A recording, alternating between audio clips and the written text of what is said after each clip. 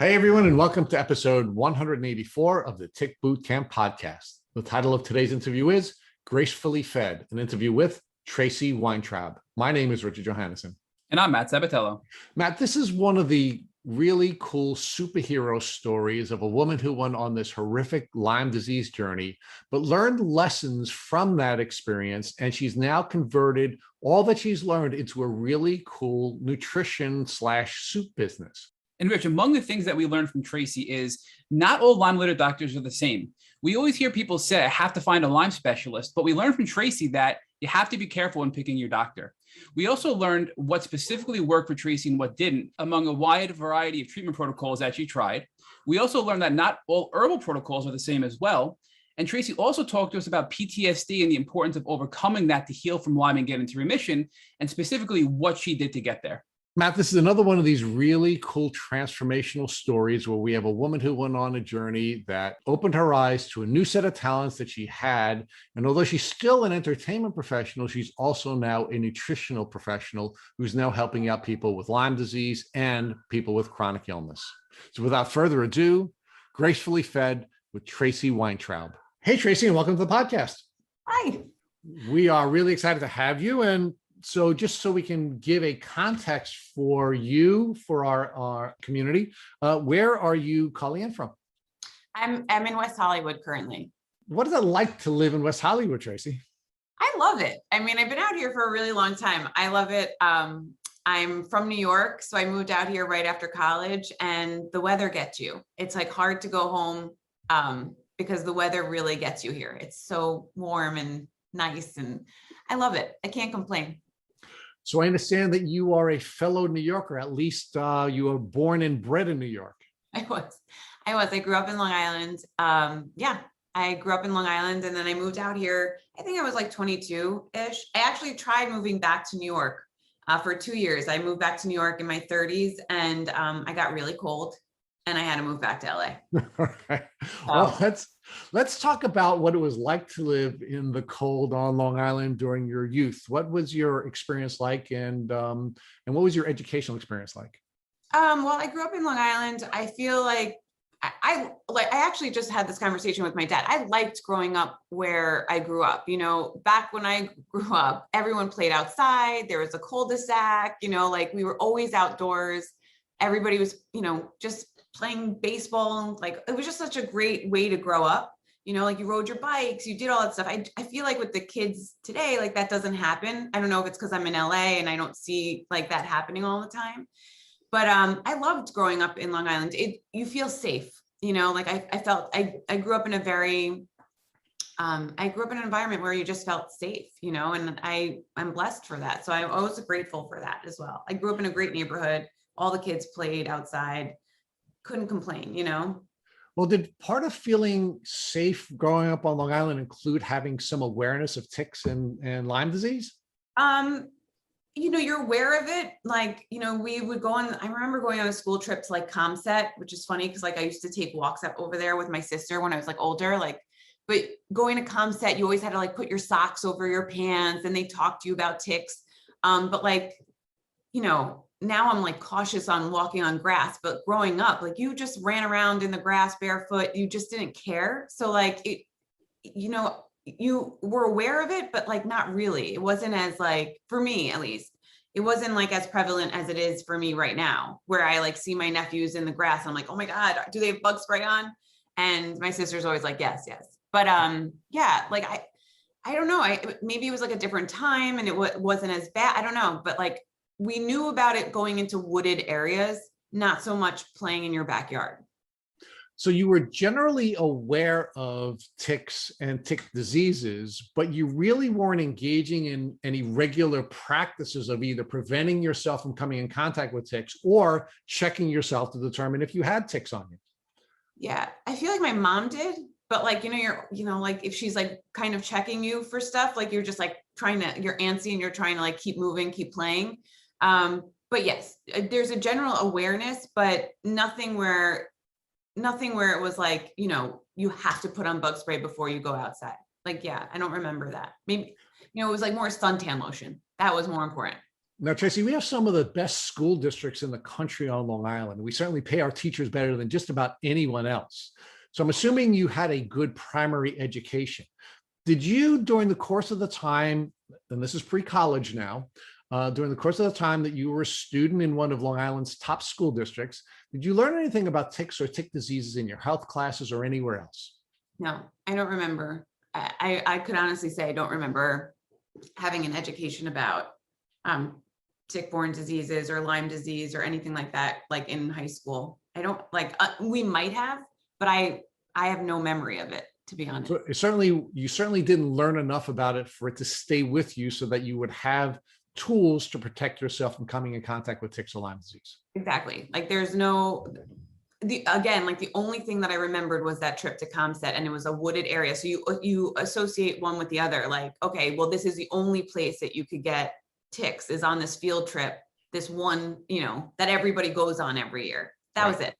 Yeah. As opposed to what the data shows is that a majority of people who suffer from Lyme disease, actually over 75%, actually come in contact with ticks in their own yard, as opposed to going out on the hike or the trip where we are taking the precautions. Right. Exactly. I mean, it's now that I know, like me and my dad always have this saying, like, if you know, you know, if you don't, you don't, and now that I know, it's like, I go hiking, for example, here in LA, and when I say hiking, it's very trendy. There's pavement, like, everybody's dressed up and like, it's more people watching, and I'm putting bug spray on, and I have friends looking at me like, come on, let's go. But I'm like, I can't not, so people don't realize, I think there's still not enough education about it. So, Tracy, you had this very safe, healthy Long Island experience, and then you went on to college. Where did you go to school, and what did you major in? I went to the University of Michigan, and I ended up majoring in film and TV after like switching my major like a few times. But I ended up taking a TV course that I like absolutely loved, and that's kind of where I stayed in, and I loved film and TV. I actually went to Michigan because I wanted to be in their theater program, and I got rejected twice. And then I found out I wasn't a good actress. It was really heartbreaking. I was like, shoot. So now when you, of course, Michigan and the University of Michigan is located in a tick endemic community. Were there any warnings when you went to that great school? I mean, it's one of the top schools in the Midwest. Did you have any warnings given to you about ticks and tick diseases when you're in college? No, not at all. Like, there's no warning about that. More concerned about the football games and, where you're going to go drinking on a Friday. There's no conversation about honestly, at that point, the only thing that I knew about Lyme disease or tick-borne disease was from an episode of The Real World. That was it. Like, I knew nothing else. Well, talk to us about that. What was the episode, and what did you learn about Lyme disease at that time? I remember that, this is true story. That's actually funny that I just said that, but there was a girl, I think it was the Seattle season. I want to say it was Seattle. She had Lyme disease, and then she got slapped by one of her roommates or whatever. But I remember she kept talking about Lyme disease, and she kept saying like that she didn't feel good. And I remember thinking, oh my God, this girl's like over dramatizing something. Like, I remember thinking that it wasn't as big of a deal as she was making it. And it annoyed me. And like now looking back, I'm like, yikes, because she actually was really vocal about it, and, was talking about it on TV, and nobody, like, there's how many people like me now, like, back then it was just like, what is she doing? It's like, oh my God, you're so over dramatic, get over it, which is what I've heard 1,000 times about this disease. So yeah. So today you're feeling convicted about the way you were feeling back then. Yeah. I mean, I don't think I've ever admitted that to anybody. But that's, true. I remember thinking that watching that Real World.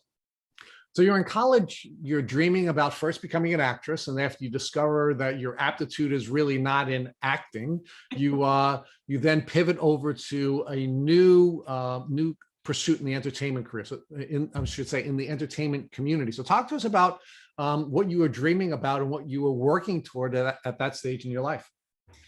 I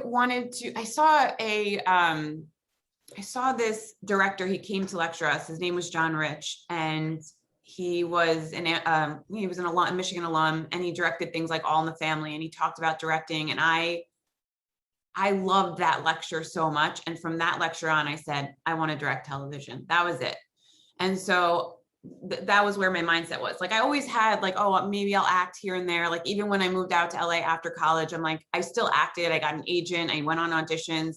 But like, my whole focus was, I'm going to direct television. I actually remember saying, I'm going to direct television by the time I'm 24. I'm 40. It hasn't happened yet. But I remember that was my main goal. And I have a career in TV that I love. So I kind of went down that path, and I was able, like, out of college, I worked for a director for 8 years.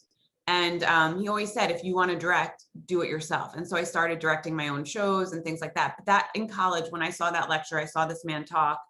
I was like, that's what I want to do. So you decided you were going to do that. You graduate from this great school in the Midwest, and you now move out to Los Angeles or to West Hollywood. Is that where you moved out to? Yes. Yeah. So what was that experience like now that you're living the dream of living on the West Coast? Talk to us about what that experience was like. It was hard. I mean, I was very far away from my family, even though I had gone to Michigan, and my family was in New York. You could drive home if you really wanted to, or take like an hour flight. I was, away from my family. And I started working at a talent agency, and everything that you see on, what's that movie? The Devil Wears Prada, for me was true. Like, my dad, I remember my parents seeing that movie and being like, oh my God, that's like you. Because I worked at a talent agency, and my life was my boss's. You worked long hours. You were kind of verbally abused here and there, but like, you're like, this is great. Like, I just want to, you wanted to, and I kept saying, I want to direct. And they ultimately, I worked for them for a year, put me in touch with a director that I would end up working with for 8 years. So it was hard, but ultimately you're like, oh my God, like, I'm in LA and I'm in the industry and I'm working with all these famous people. And it's really exciting and enticing. And yeah, I loved it. And you learn the business like inside out, which you think, because you watch TV, but you don't. And that was so cool to me. I loved it. So now, of course, you're on the West Coast, and I guess you're of the mindset that there's no Lyme disease in California, because that's certainly what we're told. Did you learn anything new about ticks or Lyme disease when you moved out to California, or during that sort of 8-year window in your life where you're now living the West Coast industry dream? Nothing. It never played a role in my life at all. Like, I never thought about it. I never, if I was going on a hike or if I was outside, like, it just never crossed my mind, ever. So talk to us about when your Lyme disease symptoms began to present.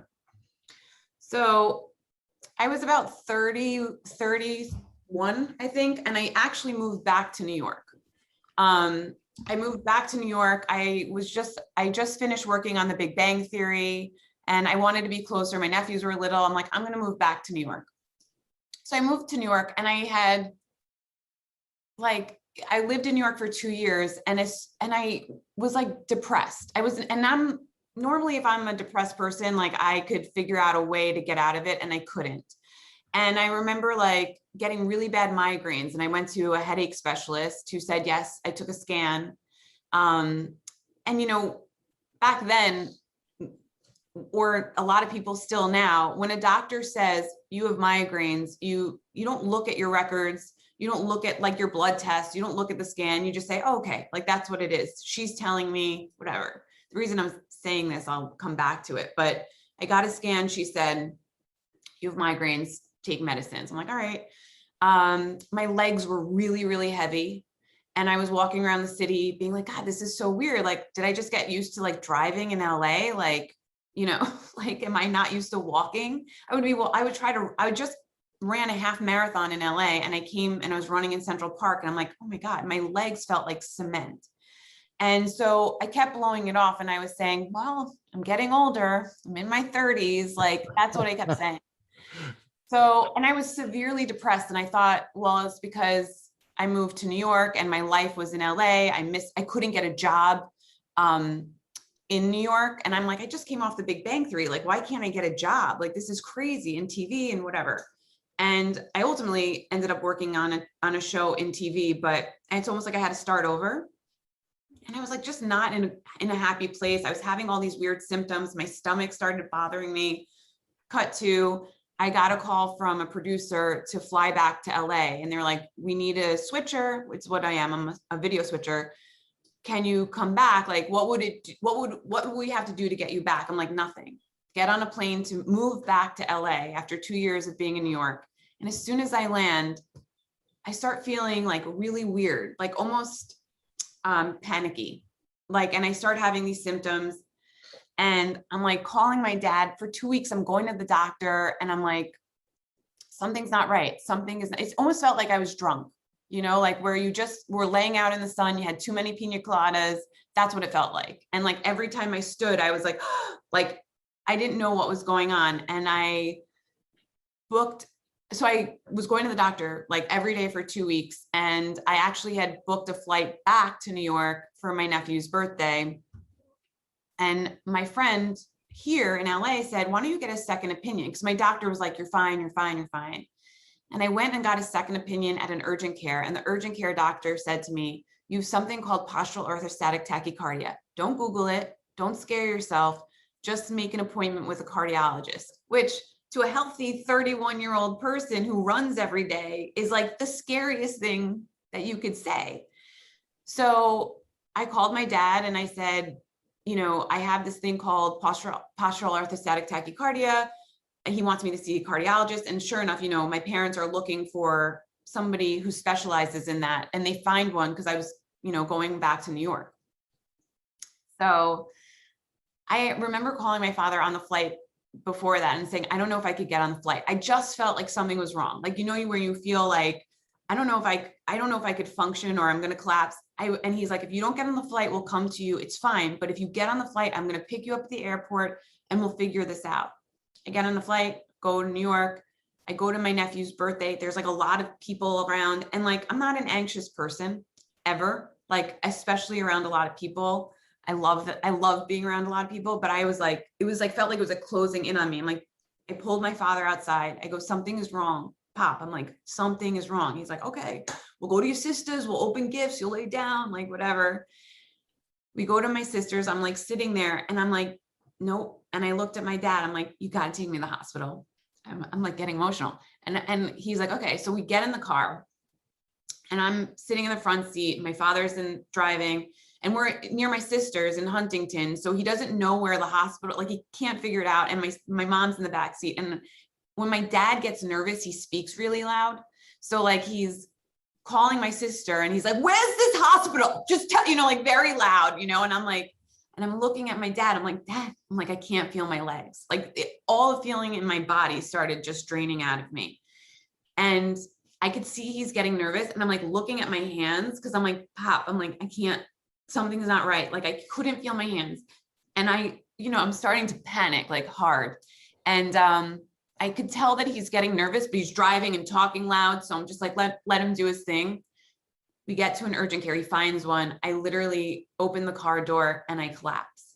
And all I hear is my dad say, forget about your purse, just get her inside. You know, like and my mom is hysterical crying. She's carrying me into when I'm like coming to, I'm convulsing, like severe convulsing. And I like look up and like the doctor's like jumping. It was so dramatic.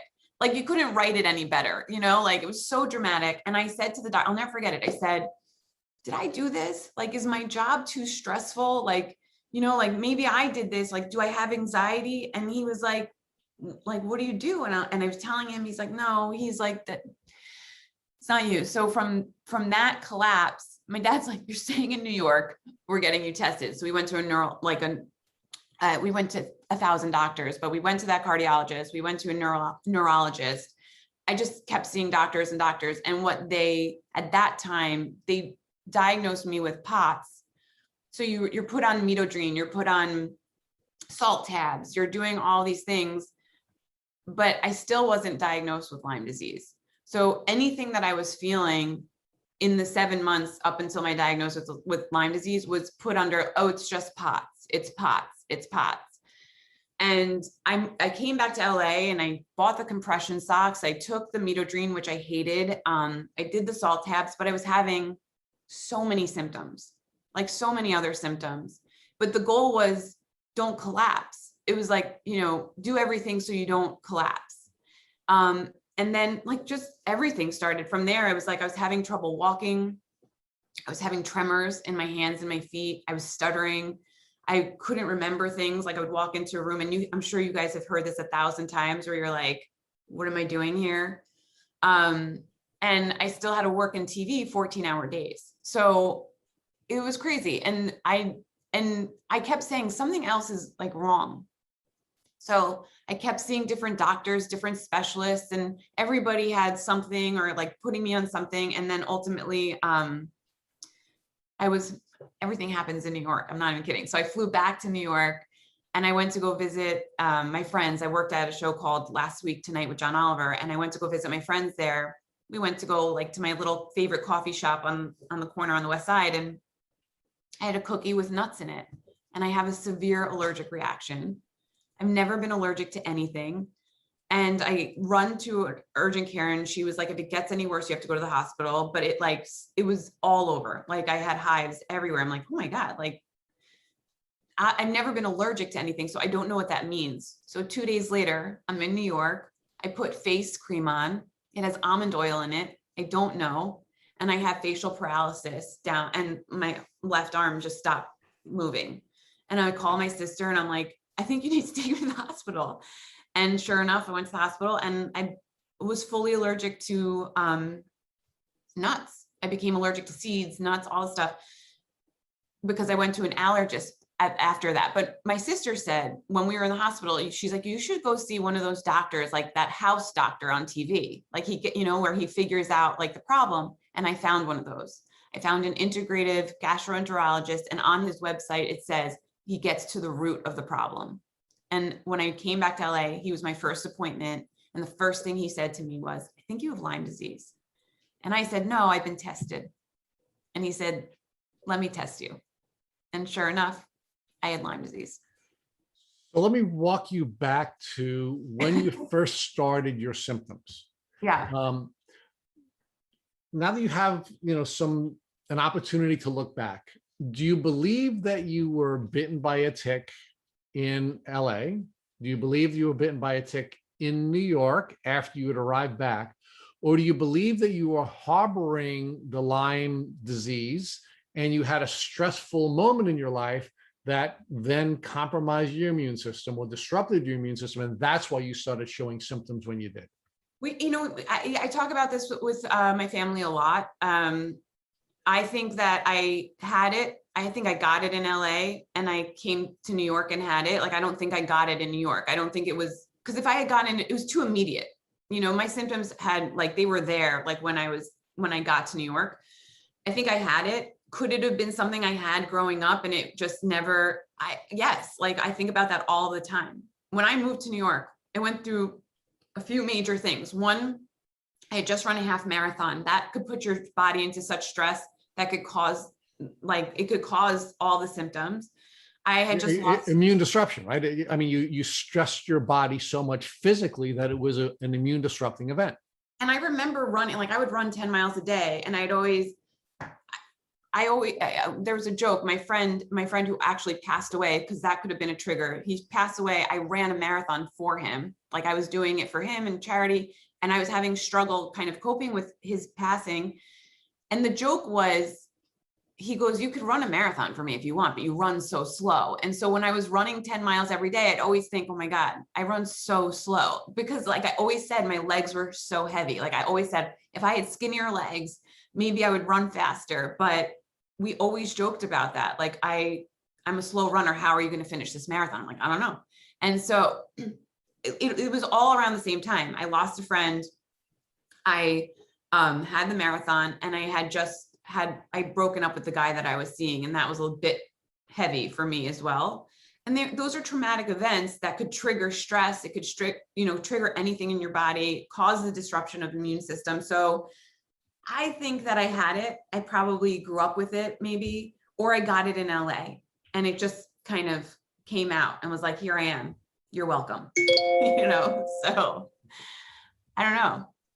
So you return to Long Island, you have all of these symptoms, and now you are you're on this journey for 7 months until you finally find the gastroenterologist, Dr. House, who diagnoses you.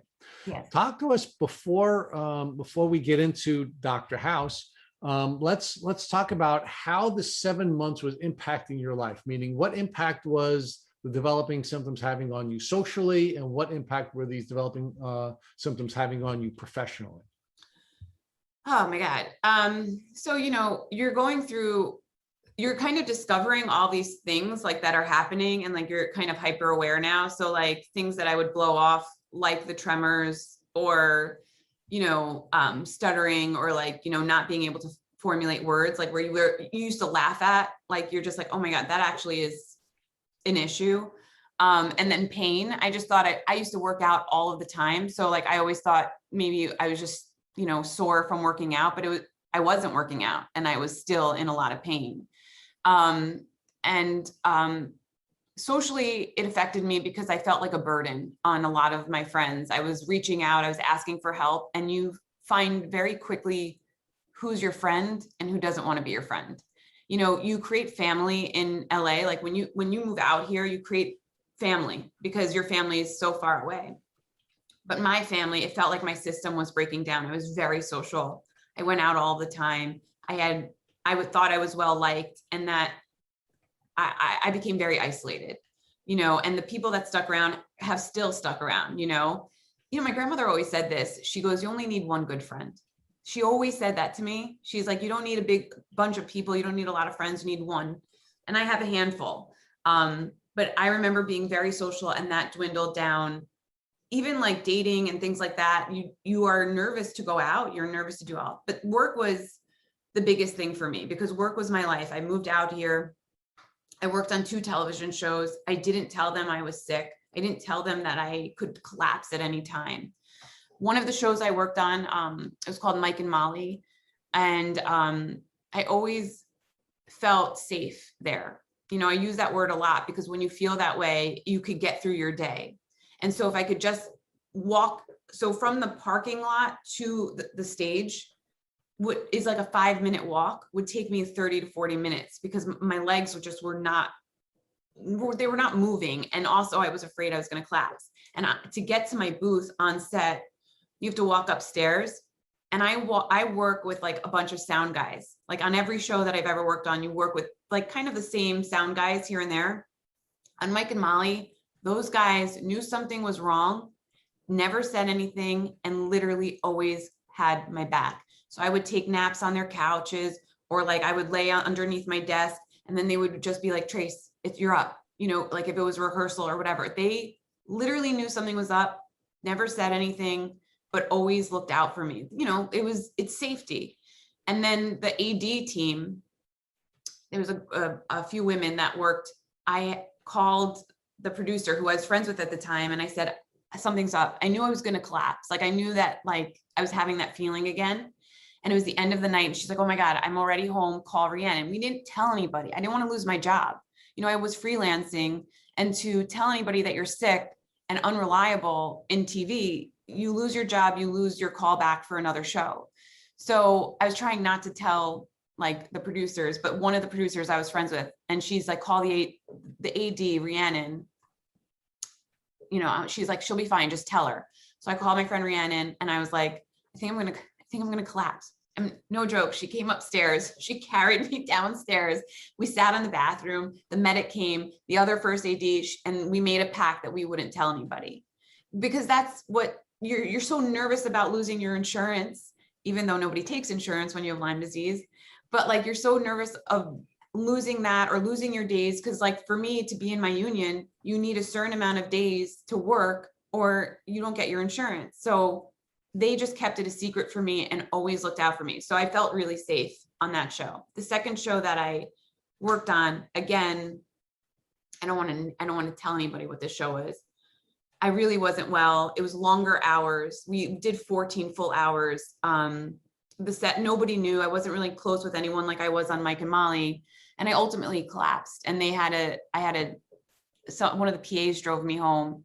And then I ultimately was fired from that show, the next season. And they never blame it on that. They never said that. They said that they always wanted to work with this one person. I'm like, you never even knew he was a switcher, but like, I knew why they let me go. So that was upsetting to me. That was always like, really like, whoa. So professionally, you're just like, all right, who do I want to tell and who do I not tell? And for the most part, I kept it to myself.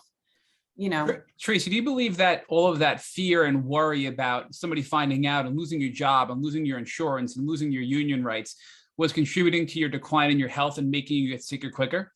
Yeah, I think that without a doubt, like you learn firsthand, people don't realize this. So especially when they get sick and they're diagnosed with Lyme disease, they don't realize that when you actually have to find a Lyme doctor and you actually have to get taken care of, those people don't take insurance, and you're filling out claim forms and doing things that you've never thought you had to do, because generally you would always go to a doctor. They'd said, take some medicine and then you're fine. But now, your appointments are costing $350. You're trying to get it reimbursed by your insurance. It's so much pressure and it's so much paperwork for somebody who is so sick and can barely like function or like make words together. So you're doing all of this like work that you never thought you had to do because you thought, you have insurance and you have, somebody has your back. And now you're the only person who has your back, and you literally are fighting every time you go to the doctor. So it's so much more stress than just having a cold and, getting medication. And I didn't realize that, but like my files from that first 2 years are extensive. Like, and it was so much stress because I didn't realize you just don't realize what you are getting yourself into when you finally are like, okay, I have Lyme disease and I'm sick. But that comes with so much paperwork. So Traci, I want to go back to the social component, because we actually had a discussion about this recently with a couple of other Lyme warriors. When you first got sick, were there friends that you had that sort of didn't know how to really be friends with you anymore because you were sick, and that they distanced themselves from you and you didn't know how to respond to that? Yeah, I had a group of friends who essentially stopped asking me to hang out, and they were friends. I would hang out with them every weekend, and they stopped inviting me places. And so I would approach them and be like, did I say something? Like, did I offend you? Am I too much of a bird? Like, I kept putting it on me, maybe I'm this way. Like nobody told me what I was doing wrong. And ultimately I think it was, me getting sick, or I have no idea. But at the time it hurt me so much that now when I look back, I'm like, it was almost a blessing in disguise, because you really don't need friends like that. You don't need friends who kind of just like walk out of your life and don't give you any sort of justification or explanation. And I think that if they were in my shoes and they had gone through something that I had went through, I would never treat anybody, even if they came to me now, I would never treat them the way that they treated me. Traci, with those friends, do you think it was more that they knew you were sick, but they couldn't have fun with you anymore? So instead of saying, how can we help you while you're sick, they just sort of walked away. Do you think that's the part that makes you so have those such hard feelings towards those groups of people? I think some of them like wanted to help. And some of them, I think some of them wanted to help. And then some of them were like, what are you doing? Like, it's too much of your time. Like, stop. So for those people, I mean, I don't know. I mean, I can't say, because I don't know. I never had an actually open conversation with any of them or what happened. I tried. But then ultimately, like, the people that stuck with me, I have a friend who's been my friend through all of this. She's been one of my closest friends for 20 years. The first thing she said to me, like, because I was telling her about Lyme disease and I was, woe is me kind of thing, because it was like a severe situation and I felt like no one understood it. She said to me, Traci, it's not cancer. And it stung so much, like, because you're just like, I'm not comparing myself, you're like, I'm not comparing myself to anyone with cancer, but I also was like, but I'm in a lot of pain. Like, you want to be like, you want to scream and be like, I'm so sick, but then you also don't want to be like, oh my God, I'm not comparing, it's such a weird thing. But she's seen me through it. And she actually has said to me, like many years after making that comment, like, I had no idea, you know? And so she stuck around, and those are the kinds of friends that are worth talking about, you know? Traci, I think that that's really powerful, because we've had other people that have had similar situations where friends have made statements not intending to hurt the person who is sick or the Lyme warrior, and they have. And then those other guests have then sort of cut them out of their life. So for you, do you think it was worth it to sort of explain to this friend, who still sounds like one of your best friends, to explain to her why that was hurtful, and then to grow through that together to grow your friendship? You know, again, it comes back to that saying, if you don't know, then you don't know, you know, kind of thing, because I don't think she realized, I think she still thought I was being a little bit over dramatic and things like that, until her daughter got sick and she was having issues and they couldn't figure out why. And she kept going to doctor on doctors, and like, and then she finally said, she's like, I can't believe you've been going through this whole time, you know? And I don't think she would have realized it until that happened. And like, I wouldn't wish that upon anybody, but unfortunately that's basically what happened. And there was nothing that I could have said or preached, you know, like, I don't like to preach. I don't like to say, no, hear me, like, you know, whatever. If you don't want to know, you don't want to know. Like, it's not worth it. Like, I am happy to talk about Lyme disease. I'm happy to talk about my journey. I'm not ashamed of it. But if you don't want to hear it and I'm getting that pushback, then I walk away, because they're the first person who will come to me and be like, oh my God, my dad has Lyme disease. What do I do? And I'll be the first person to be like, let's have a conversation. So let's go back to your Dr. House experience, because before that, you mentioned that you were tested for Lyme and it came back negative. Did those doctors that tested you before this Dr. House, did they ever tell you that these Lyme tests were not accurate and you could possibly still have Lyme disease? no, so I when I developed POTS, postural orthostatic tachycardia, I got a concierge doctor, because like we wanted a doctor that I could see whenever and like go in, and like it wasn't like kind of brushing me aside. So I went and I spent money and did a concierge doctor, and he tested me the ELISA test. I didn't have it, but this was like my third ELISA test that I had tested negative. When I did the IGeneX test through the house doctor, I not only tested positive for Lyme, but Babesia, Bartonella, like all of the co-infections. Like I had everything, and I didn't understand what that meant. I ended up I also bought a lot of books, and I started highlighting. I was like in school again, just like highlighting and like trying to educate myself.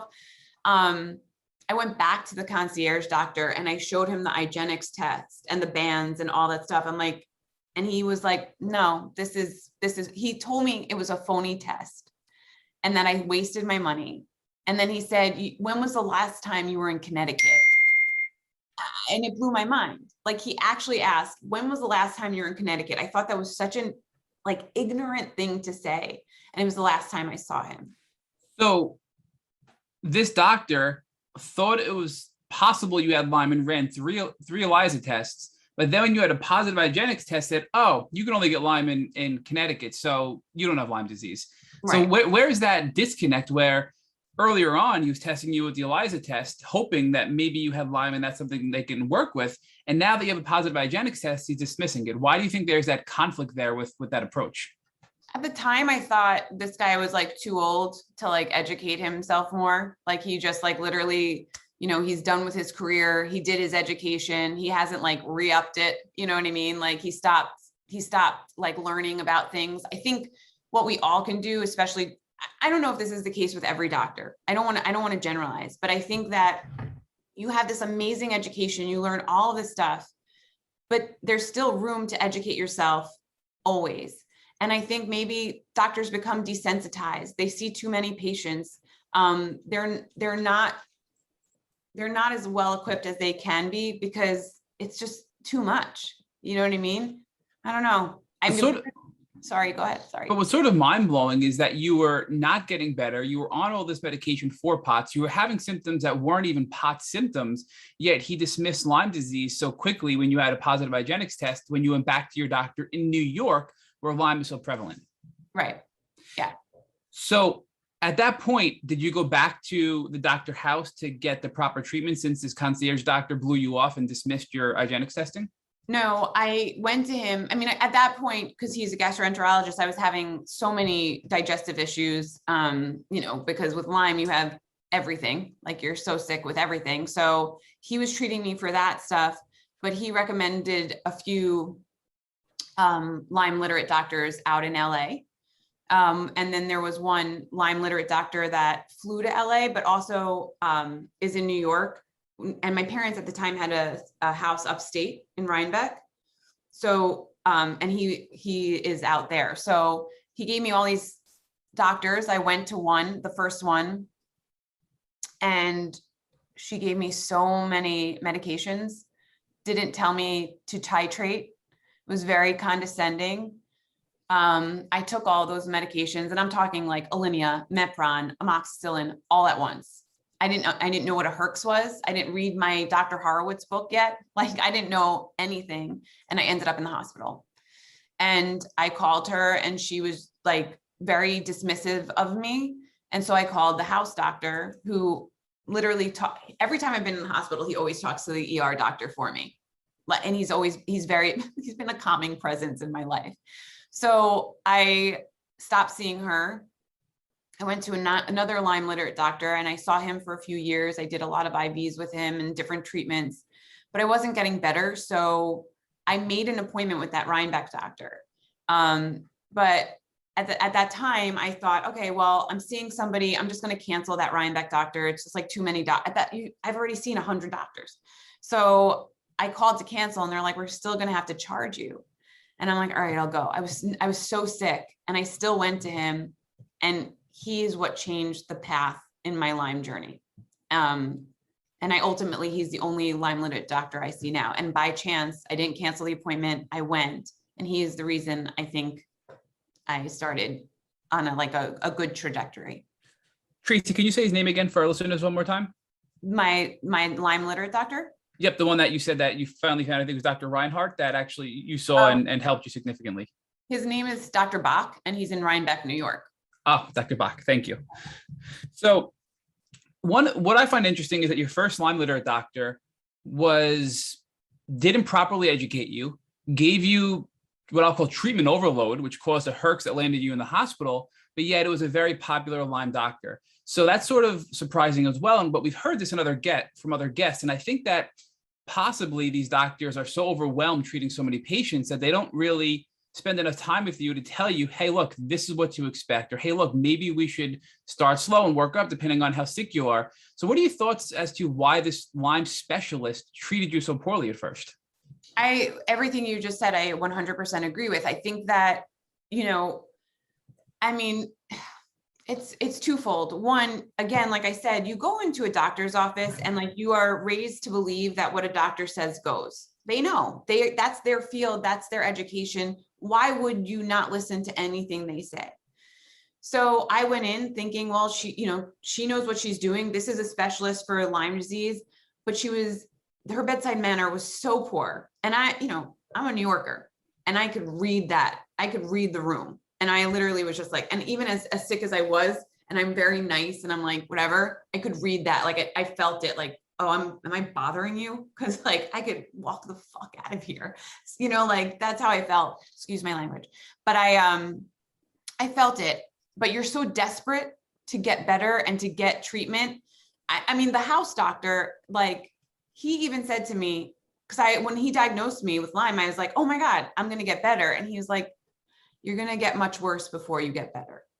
And that scared me, because I'm like, what do you mean? Like, just give me medicine, whatever. So you're so desperate to get better that you're just going to take it. You're going to take her shit. You're going to take whatever she prescribes, because you want to get better faster than what you're reading online, because you're reading terrifying stories. You're reading that people don't get better for years, and you're like, no, I'm healthy. I'm going to get better. So I accepted what she said, and I got better.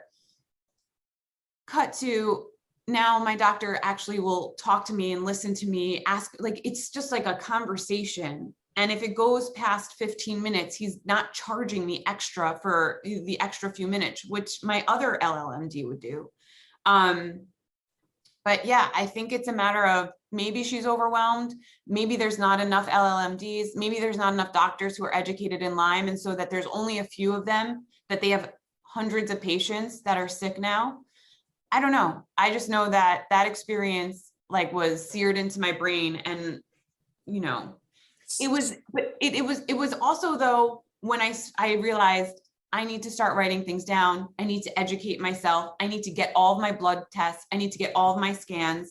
And ironically, and this is why I mentioned it, I got my head scans from that New York head specialist I went to, who said I had migraines. And in that head scan, and this was all like happening because of this first LLMD, in that head scan, it says white matter, possible Lyme disease. Nobody told me that. When I saw that, like I called my parents and I'm like, oh my God, like this could have been, this is over a year now. We're 2 years in. Like I could have been treated while I was in New York and nobody said anything. She's like, you have migraines. And so once that LLMD kind of treated me like shit, I was like, no one's going to do that. And this was a blessing and a curse. I became so anal. I started making spreadsheets. I started writing everything down. I started reading so much. Like I felt like I was in college again. And like, it was hard because I was sick and you really have to focus. And that was hard for me too. But I wasn't going to let anyone take advantage of me anymore. So in a way, it was helpful because it forced you to take control and become your own advocate, get all of your records, look at all your records, find out that you had a flag of Lyme disease that your doctor didn't make you aware of, the head doctor in the city. And now at this point, you find Dr. Bach. But before we get to Dr. Bach, I want to go back and ask you one more question, because we have a lot of guests and people that reach out to us on a regular basis who are struggling with their Lyme doctor.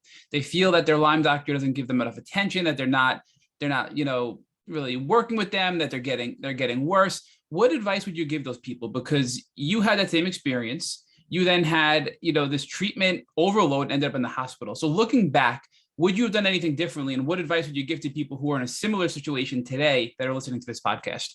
I just had a conversation, and she's such a sweet girl, with this 14-year-old girl who called me asking me the same thing. Like, what do I do? My doctor talks over me. What do I do? So I started doing this, and it became like a detriment to my health. But like in the beginning, it was necessary. Write everything down. When you're going into a doctor's appointment, write all of your questions down so you don't forget anything. If they let you record that session so that you could hear what they're saying and you don't have to remember it. People don't do that. Some doctors don't allow it, but if you could record it, it helps. My second LLMD before Dr. Bach would talk for hours and just go over his notes. And it was like, almost like he had 1,000 notes. And I'm like, I have the notes. This is you better. And so everything you're doing. So I had a spreadsheet of this pill made me feel this way at this time. Like I was so determined to get, and then the other thing is I made a spreadsheet of all my blood work. So he would go and talk and then charge me for him talking. Like, right. So I went in and I had a spreadsheet of all my blood work. So if anything was abnormal, I would highlight it in red. And I had that throughout my and how many blood tests do you take when you're sick, right? For the worst of my disease for 4 years. I mean, I think I have a notebook this big of just spreadsheets of blood work, and I recommend that. I recommend tracking everything you take because they will give you thousands of supplements that you do not need. I still take supplements, but I know what works for me and I know what doesn't because I track it. And then when you're going into a doctor, I think it is so imperative to write everything that you need to be written out so that you are heard, that your voice is heard and not theirs. Like they might not know what they're doing 100%, but your body, what's working for you and what's not. I had a doctor say to me, like, you need to take 2 of those pills, like, because 1 pill is not going to do anything. And I'm like, no, 1 pill does it does, it knocks me out because my body is severely sensitive. So like, you have to be, and I'm sure you hear this on this podcast 1,000 times, you have to be your best advocate. No one is going to fight for you the way that you fight for yourself. And be prepared.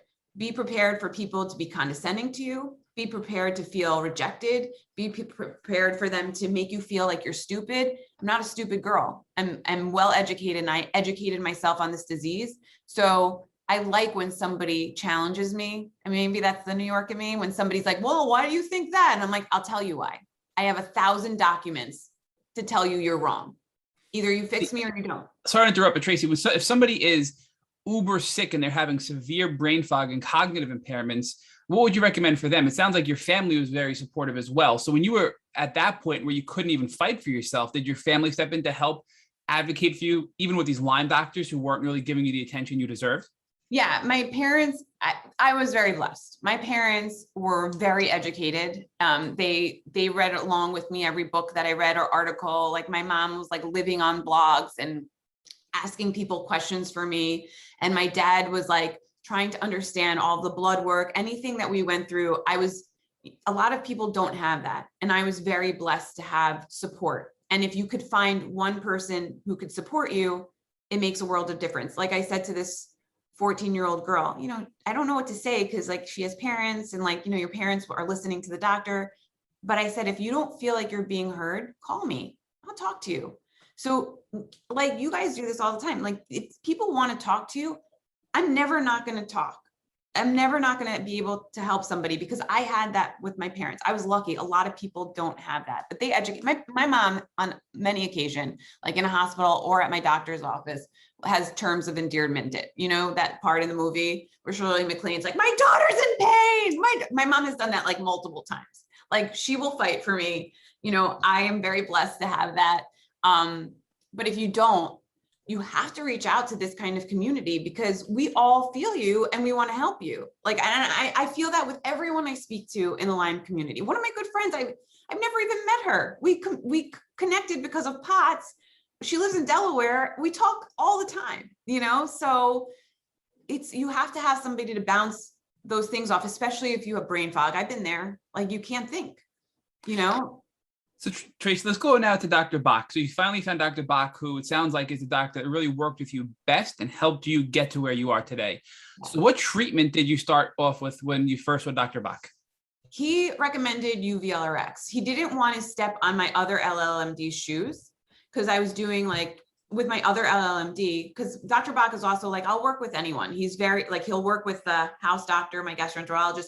He's very like happy to work with other doctors, which is something also that if you could find, because you're going to have multiple doctors. You're going to have cardiologists, you're going to have neurologists, like have them all work together. That's fantastic. So he didn't want to step on my other LLMD's shoes with the treatments that I was already in. I was currently, at that time, I think I was doing Byron Whites.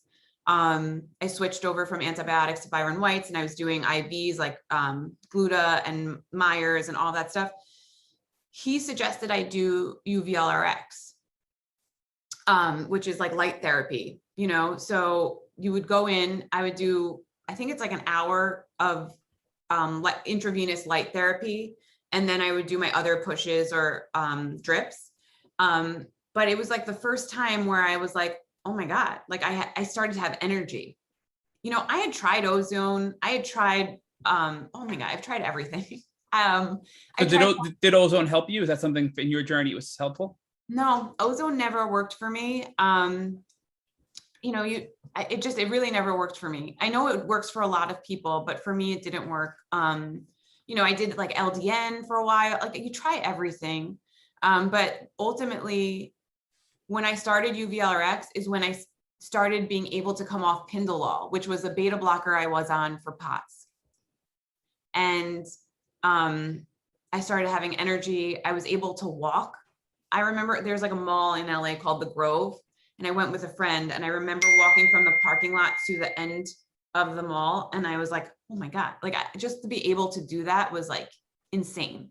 And that was pretty quickly, shortly after you started the UVLRX. I think I did a few sessions, and then I started to feel it, because the first session I actually did in Rhinebeck, New York, the first ever session I did in Rhinebeck, New York, and I walked to the parking lot. I was with my dad, and I'm like, we got to go back in. We have to go back in. And he's like, what? And I'm like, I was herxing like immediately. I had really bad chest pain, and so I went in, And my dad's like walking back and forth, pacing. And I just remember Dr. Bach putting his hand on my dad, being like, she's going to be fine. She's going to be fine. And we waited for a few hours. The pain passed. And then I did it out in LA. And like after a few sessions, I was getting better. It was crazy. I mean, it was like the one thing that I was like, whoa. So your second and subsequent sessions were in LA, but your first session in New York, you had a severe Herx reaction to. Yeah, I had a really bad. Yeah. And just to back up a second, so you mentioned you did LDN as well. So for the low dose naltrexone, which is supposed to, I think, really kind of regulate or reboot your immune system, did that have any benefit for you in your healing journey? No, and it didn't work for me. And you mentioned that you were doing glutathione pushes, I think, with your second Lyme litter doctor that you were kind of working with in parallel with Dr. Bach. Did the glutathione pushes help you in any way? Did you feel any sort of symptom relief from glutathione? I loved glutathione. It's such like a weird thing to say. I'm like, I loved gluta, but like I thought the glutathione pushes always kind of gave me like a little extra boost. Whereas like I know one of my friends is like, it's like saline, like it doesn't do anything. I'm like, but for me it did. Glutathione worked for me, whereas like a Myers drip would burn my arm, and I hated those. So, but I think glutathione is far more than just a saline drip. It's a very potent antioxidant which helps your body respond or sort of stop these cytokine storms, which are common with Lyme disease. And I think that's probably why you felt relief with glutathione. I did. I mean, I think she was just making the comparison that we were always on saline drips because of POTS. And so for her, it never did anything. But for me, it's like such a weird thing to say. I'm like, I loved getting glutathione pushes. But you're not alone with that. I mean, this was IV glutathione pushes, correct? You were going getting IV. Yeah. So the IV was helpful. What else did you do? I'm just kind of backtracking, before and behind the UVLRX. Was there anything else you did that either worked or didn't work before you got to Dr. Bach with your second Lyme litter doctor? Well, ironically, I was on Byron White's and I was getting really sick. I ended up being in the hospital. And this is why I say, make sure you understand your records, really understand the blood test, like your CD57s, your thyroid, all those things, understand what they mean. Like I started researching that, all this stuff. So I was in the hospital. I felt really weird and weak. And the doctor released me and handed me my blood work. And I looked at my white blood cell count and it was at a 1.9. And I said, this is really low. Like, how would I know that? I know what my blood count is the range it's supposed to be in off the top of my head. And I'm like, this is really low. And he goes, if it was a 1.8, we would have had to make you stay. He's like, but I can't. I'm like, I mean, that's crazy. So I called the house doctor because he's the most calm person ever. And I was like, what do I do? And he's like, I think it's time for you to see an oncologist. So I went to an oncologist. I come with my notebook of spreadsheets and my white blood cell. And he has me take out everything that I'm on. The first thing he said was, this is a lot of work. He's like, you don't need to do this much work, And I was like in my head, I'm like, no, I do. You do. But, yeah. And he was like, this is, and my dad was like, so proud. He's like, isn't it beautiful? I mean, it's like a spreadsheet and color coded and all that stuff. So he said, stop taking those herbal medications. I stopped taking the herbal medications. My white blood cell count started to rise again. And when I mentioned that to that Lyme doctor, he was so upset. He was so upset that I would stop. He's never had this before, blah, blah, blah. And that's when I stopped ultimately seeing him, because it was just like, I'm telling you, this happened. This isn't working. I'm sorry, I just want to connect the dots. So the second Lyme doctor that you saw before and sort of in parallel with Dr. Bach is the one who put you on the Byron White protocol, which is an herbal protocol, correct? And those herbs are what caused your white blood count to be so low. Then an oncologist told you to stop the Byron White protocol, which got your white blood count better, which upset your second Lyme doctor. And then you basically stopped seeing him because you realized he wasn't helping. Is that correct? Right. I think it was more of like an ego thing, like he just didn't want to hear that somebody else was recommending stuff. So I was on UVLRX, and then I ended up, at the same time, I was starting to feel better. I went to a kinesiologist, like a muscle tester, and I started taking more supplements. That was helping. And then Dr. Bach put me on not Byron White's, but ABART and ABAB, again, another herbals. I reacted better to those than the other herbals that I was on. And we were apprehensive. So we started really slow.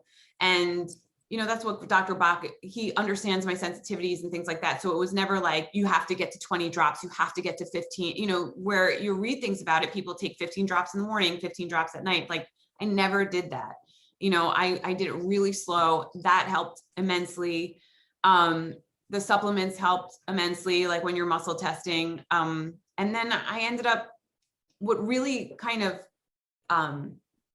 plateaued me was, get me through my plateau. I went to see a healer, an energy healer.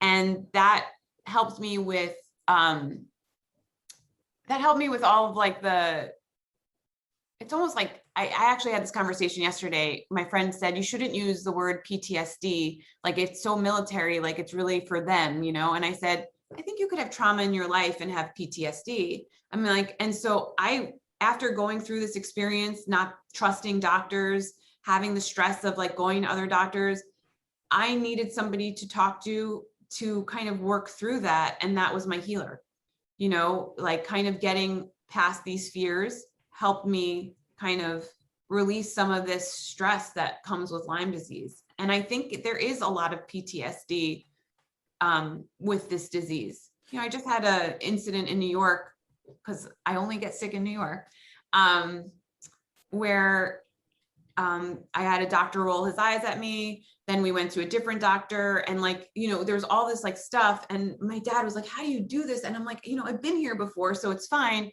But all of that stress of trying to get an answer or trying to get a doctor's attention to say, something is wrong, I need you to look at this, is severely traumatizing and triggering for me.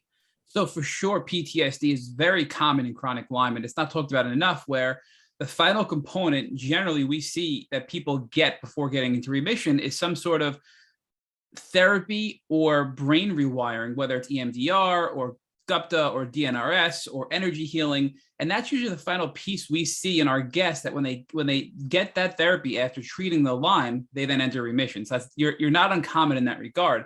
But I do want to focus on, because we do get from a lot of people, we mentioned the word energy healer and people roll their eyes, right? Because it just sounds so woo-woo. But talk to us about what an energy healer really did for you to help you heal. It sounds like it was so much more than just this, I'm going to read your aura and tell you what you need. It was more of a talk therapy as well, it sounds like.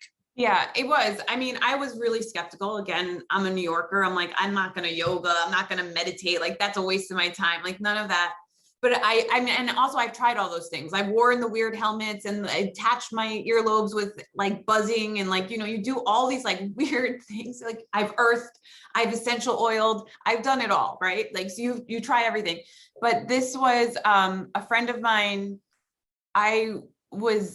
Had lost his sister, and he was like, it really helped me like cope with it. I think you should go, like whatever. And I'm like, at that point you try anything. So I went, and, you lay on a table and he has like his hands under your like neck and back. And I'm like, do I close my eyes? Do I open my, like everything about it was weird. And he's asking me these questions, and, I laid there for like an hour, and like, he's like, basically, I'm like, I don't really know what to do. And then we had a talk after, and he was asking me about patterns and fear and this and that. And then all of a sudden I have like an enormous amount of emotion coming out of me. Right. And I'm like, whoa, like what happened here? So I asked him finally, and I've seen him for 3 years. I'm actually seeing him today. I'm like, what do you do? Like, what do you do? Like, and he said, it's basically, I don't meditate. I don't do yoga. I can't sit still. I'm a type A personality. My mind is always going. And it's the 1 hour of the week where he basically puts me into like a meditative state. I'm not sleeping. I wake up really fast from whatever he's doing. And it's like the 1 hour of the week where I'm just completely calm. And then we talk. And so, I've seen therapists, because when you are initially sick, they tell you to go see therapists, and they tell you have anxiety problems, and they tell you like, maybe you're depressed. I'm like, I don't feel like I'm great. But, so I went to see therapists like in the early stages of Lyme. I always felt like I was being judged. I always felt like he was also not believing that I had Lyme, that it was more like there was something else deeper going in on that. Whereas when I talk to my healer, it's positivity. He's on my side. He's like rooting for me. And I think ultimately when somebody hears you and is cheerleading for you and explains things in a different light, it helps. I always talk about something that he says that really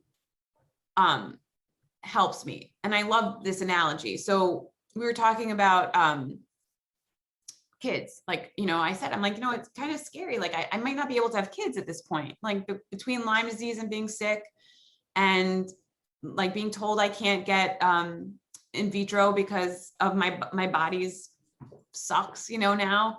I think I've made peace with it, but like sometimes I can't believe it. Like I always thought like I would be a mom, and he said to me, imagine fear was a person. He's like, imagine fear was an actual person and you are you, and you're talking to fear. And that person came up to you and you're a New Yorker and you have your opinions and like, you talk your stuff.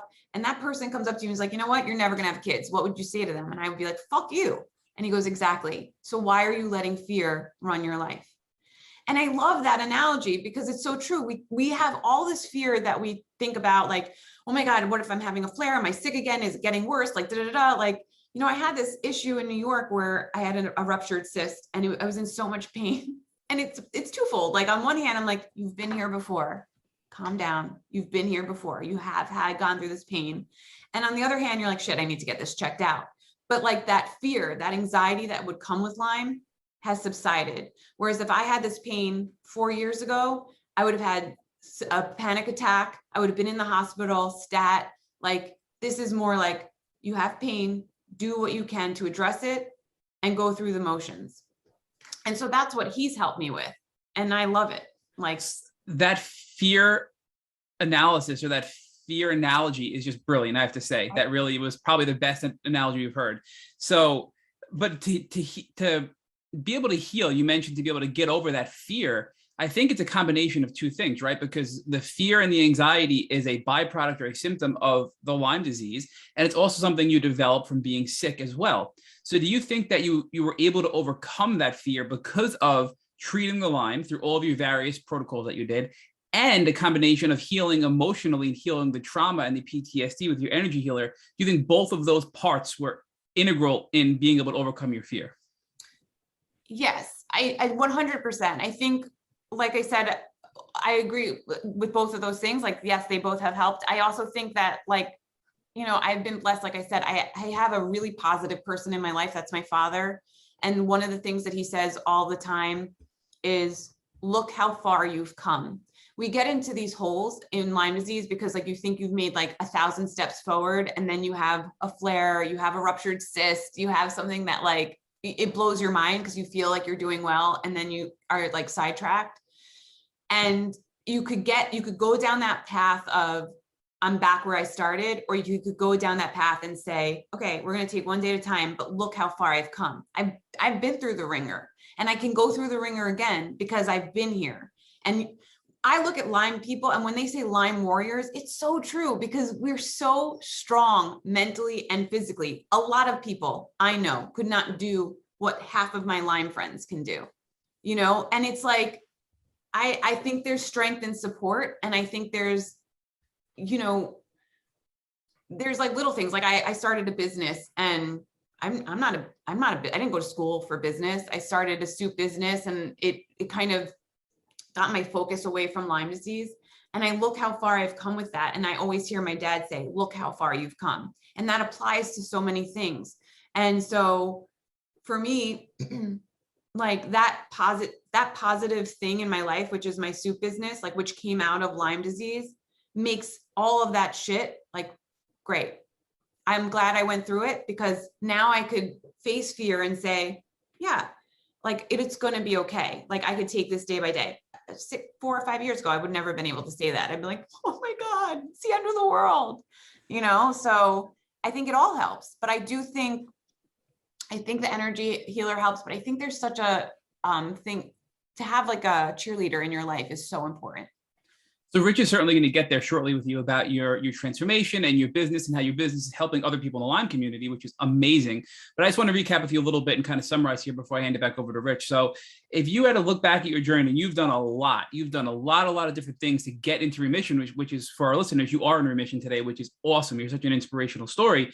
What would you say is the top 3 things that helped you recover from Lyme disease? Do you think it was the UV-LRX and it was the ABART and ABAB herbs in combination with the energy healing? Were those three things probably your top, healing modalities? I do. I mean, I do think that, I mean, looking back, yes, but it's really hard to tell because, and I'm sure you've heard this a lot, like everything that you've tried kind of helps along the way. So even though like Doxy, I stopped taking Doxy, but I was on it for like 8 months, like that could have helped me get better to a certain degree. So I think I can never say to somebody, this is exactly what worked for me, because you try so many things and each thing might have helped a little bit. Yeah, I know that's not terrible. No, that's a great answer. So just give us an idea for our listeners, because we have some people that are literally bed bound, and I've been there, where people are desperate and think they can't get better. Give us an idea of where you were at your worst and what you're doing now, today, symptom-free and remission, to give our listeners some inspiration and hope that they can get better. At my worst, I was having trouble walking and I was in excruciating pain. I had this lower right quadrant pain that sent me to the hospital, I think 11 times in 1 year, and nobody could figure it out. I even had surgery. It was like the worst decision I made. But at my worst, I was in that pain and I was having trouble walking and I was really emaciated. And the tremor, the neurological stuff is the scariest stuff for me. Like the tremors and the, like not being able to like, I'm a writer, like, so it's really hard for me to like not be able to like form words and things like that. So I think at my worst, I always tried to like get out of bed and things like that. I was never like bedridden, but I know that it's like crazy. I know I collapsed a lot. That was kind of the worst part of it. And then having to ask for help. Like I had finally collapsed on my kitchen floor back here, and my mom by chance called and was like, "Hi, what's going on?" I'm like, "I think you need to fly out to California." So that was my worst. And my mom flew out here for a few weeks and, and she helped feed me and helped me kind of get better. But like, yeah, I think it's pain. I think it's pain that it's undescribable to some people. And like, and then you pretend that it's not there. And it's fatigue that you can't even explain either. Like where you're so tired that you can't open your eyes. I mean, it's like your eyes are so heavy that it's like, you don't understand why that's happening. I don't know. And then, and the POTS is scary. The POTS is, I don't know. It all sucked. It all really sucked. There's just so much. I'm like, I could name 1,000 things. Like you have just digestive issues that you're like, what's going on with my stomach? You have pain that's insane in your legs. Like I couldn't sleep because I had leg pain. Like when you're little, you have growing pains. Like it felt like that, but it felt like, oh my God, my legs would be on fire. Oh God. I'm like thinking, I think I started to block it out. Now that we're talking about it, I'm like, shit, like, I don't want to remember any of that stuff, but it was all bad. It was all bad. Well, I want to pivot you away from that now, Traci, and let's talk about the beauty of Lyme disease and what you learned about yourself that you believe you would not have understood about yourself had you not gone through the suffering that Lyme disease has presented to you. I think that, I always thought like I was a strong, like, even when I was diagnosed, I was like, well, I'm strong. I'm fit and I'm like healthy. And like, I always thought that about myself, but I don't know if I believed it until now. You know what I mean? You think it, but like you have like those insecurities, but now I believe it. And I feel like I'm proud of myself for not giving up. Part of that is because I wanted to feel good for my parents who literally wanted me to feel good. And I remember my nephew saying to me, like in the thick of it, he said, Aunt Traci, you sleep all the time. And that was like, I'm done.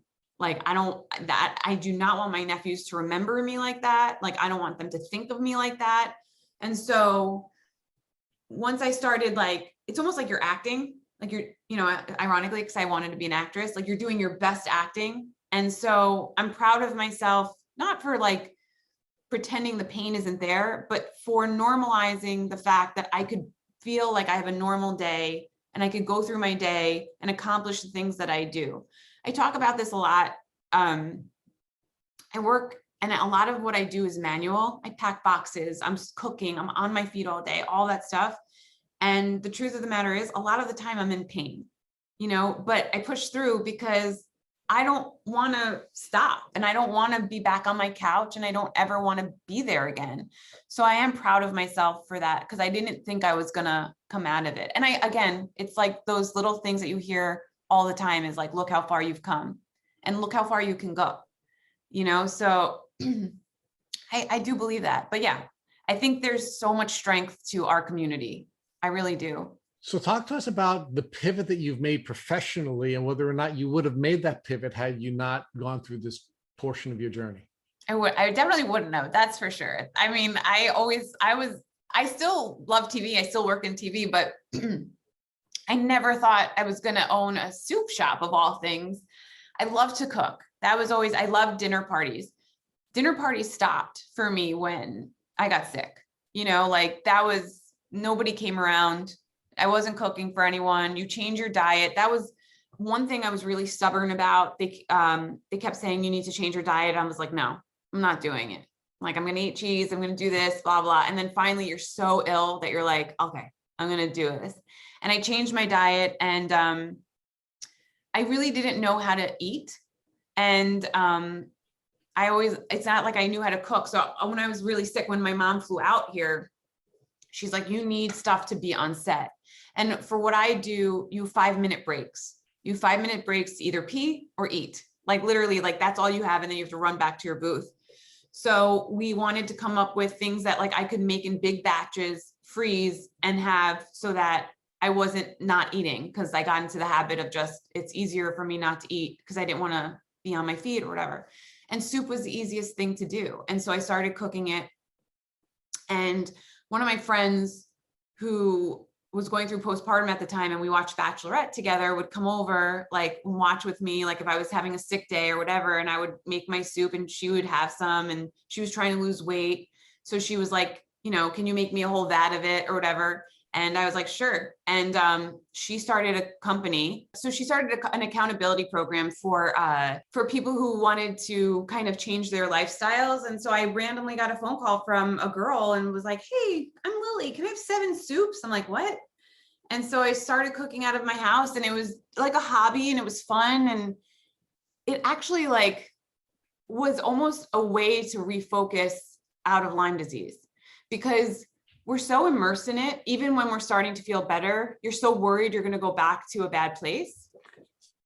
So you're literally like, it kind of reshaped my focus from, taking down all those notes and spreadsheets and stuff to like, all right, I'm just going to go cook in my kitchen. And it kind of just took off, and it was a blessing in disguise. So talk to us about how it's going and how much you're enjoying this new career, or this new element of your career. It's great. I mean, it's weird. So I was working in TV and cooking at the same time. So up until the pandemic, I was working on a show called One Day at a Time, and I loved it because it's about a Cuban family, and I'm Cuban. And so I was like, and then it got canceled during the pandemic, which was like, oh, so frustrating. But my business, because everybody was ordering food, we stayed open.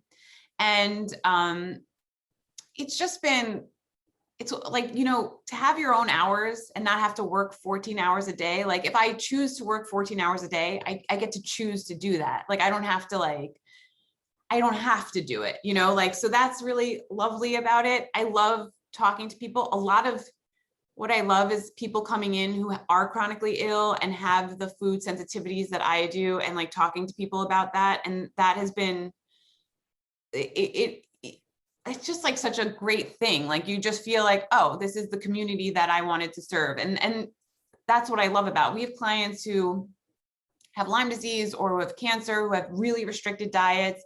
And I'm like, okay, like what can I make? Like what kind of soup can I make that could help them? And that's like kind of why you do it. It's gratifying, like I always wanted to direct television, and I still do. I have a passion for TV, and I love that.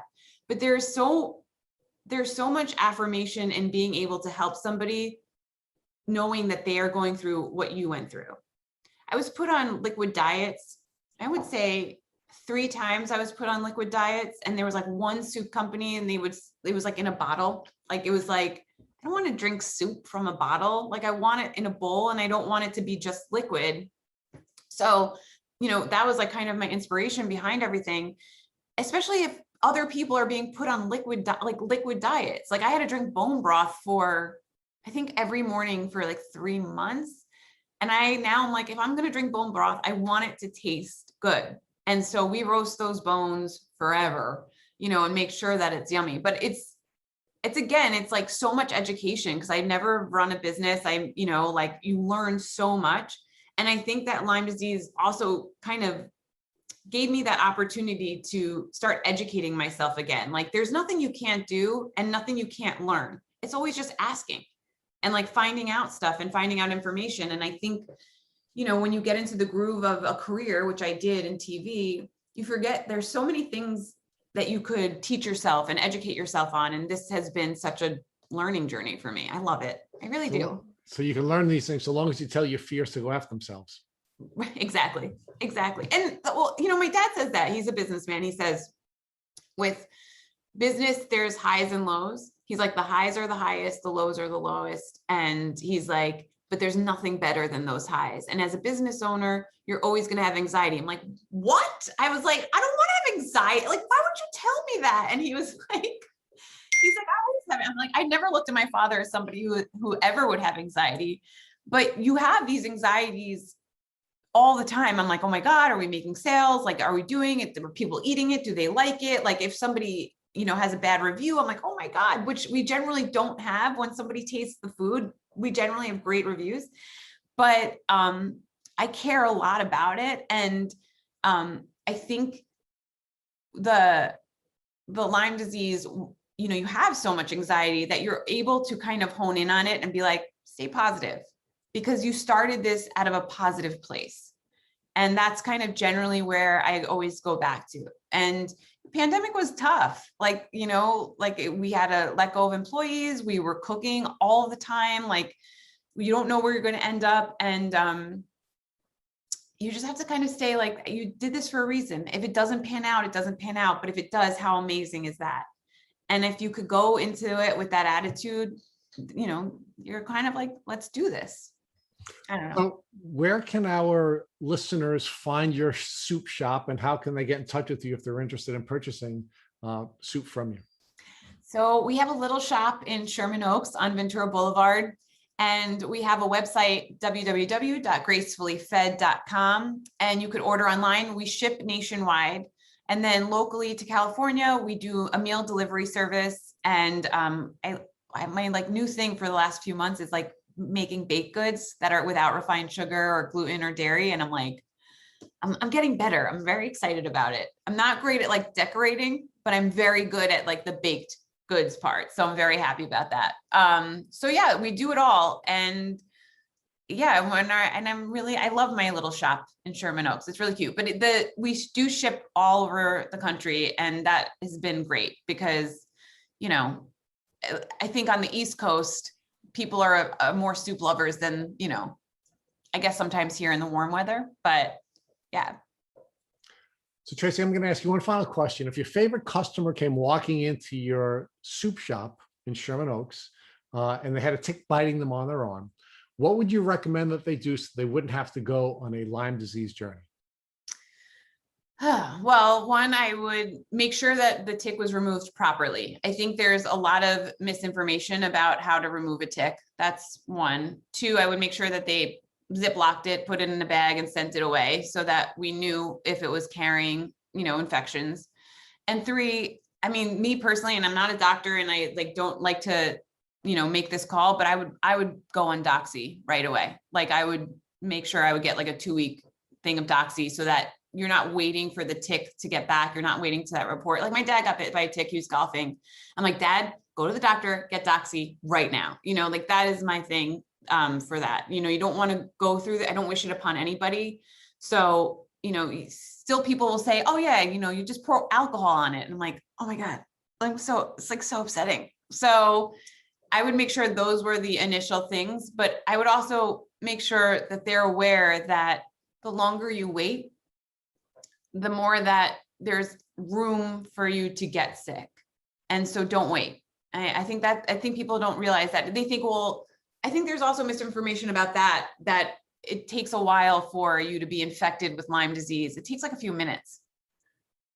So yeah, that's what I would say, and then I would say, call me after you go to the doctor, because I want to make sure they did it right.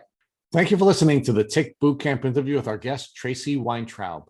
To our listeners, we have a call to action. First, if you'd like to learn more about Traci Weintraub, please visit our Instagram page at Gracefully Fed.